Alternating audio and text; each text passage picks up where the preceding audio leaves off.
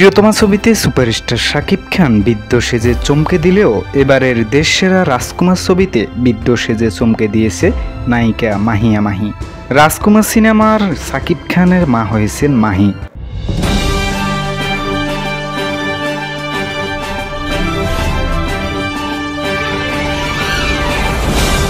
বাংলাদেশের number 1 superstar Shakib খানের ঈদ উল ফিতরে মুক্তিপ্রাপ্ত নতুন সিনেমা রাজকুমার ছবিতে শাকিব খানের নায়িকা হয়ে অভিনয় করেন আমেরিকান মেয়ে।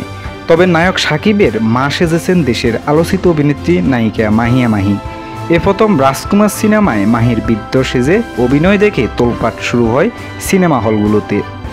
মাহির এমন নতুন সাজে দর্শক আকৃষ্ট হয়।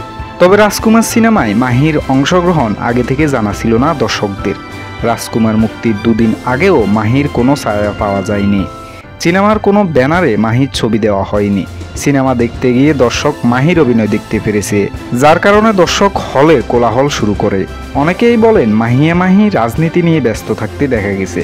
রাজকুমার সিনেমায় কাজ করবে এমনটাই জানা যায়নি। তবে মাহি সিনেমায় অংশগ্রহণ গোপন রাখাতে হলে এতটা আলোচিত হয়েছে। জানা যায় রাজকুমার সিনেমায় মাহি খুব সুন্দর অভিনয় করেছেন। নায়কের মা সেজে দর্শকের সামনে এসেছেন মাহি। পরিচালক হিমেল আশরাফের নির্মাণে সার্থকতা খুঁজে পেলেন দর্শক। অনেকেই বলেন রাজকুমার সিনেমায় মাহিরও একটা ব্যানার দেওয়া উচিত ছিল। মাহির নতুন রূপ দর্শক আগে থেকেই জানতে পারলে রাজকুমার আরও হিট হতো।